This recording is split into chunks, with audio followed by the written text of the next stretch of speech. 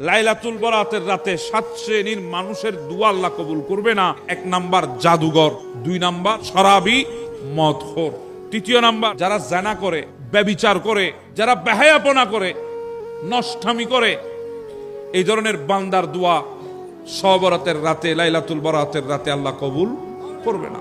4 number আত্মীয়তার সম্পর্ক ছিন্নকারী, যাদের দোয়া লাইলাতুল বরাতে আল্লাহ কবুল করবে না।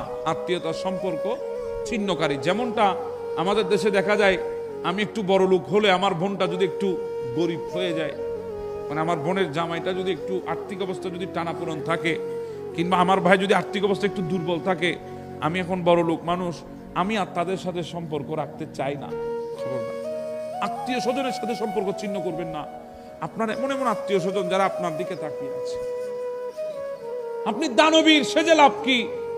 যদি আপনার ঘরে যদি সবচেয়ে বড় অর্থের মোহতাজ থাকে, আপনার ব্লাডের সম্পর্কের মধ্যে কেউ যদি অর্থের মোহতাজ থাকে, আপনার দানবীর হবার কোনো মূল্য নেই।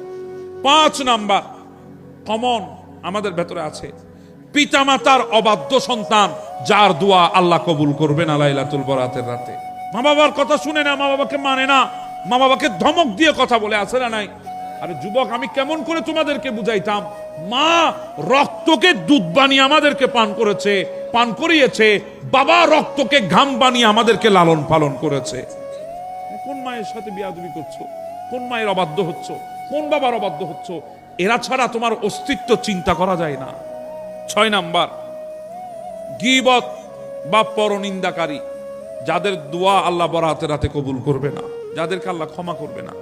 এরপরে 7 নাম্বার যারা দান করা থেকে নিজেকে বিরত রাখে, দান খয়রাত করে না, সামর্থ্য আছে দান করে না, খয়রাত করে না, কৃপণ ধনশীল ব্যক্তি, ধনী ব্যক্তি কৃপণ, তাদের দোয়া আল্লাহ বরাতের রাতেও কবুল করবে না।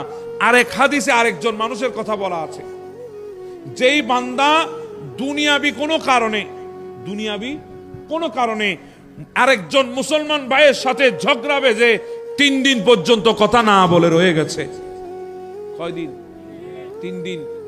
মুসলমান ভাইয়ের সাথে দুনিয়ার কারণে, জায়গা সম্পদের কারণ, টাকা পয়সার কারণ, দিনের কারণে নয়, দুনিয়ার কারণে। কিসের কারণে? দুনিয়ার কারণে। দুনিয়ার কারণে এক মুসলমান আর এক মুসলমানের সাথে 3 দিন পর্যন্ত কথা বলে নাই, আমার নয় বলে তার দোয়াও কবুল হবে না।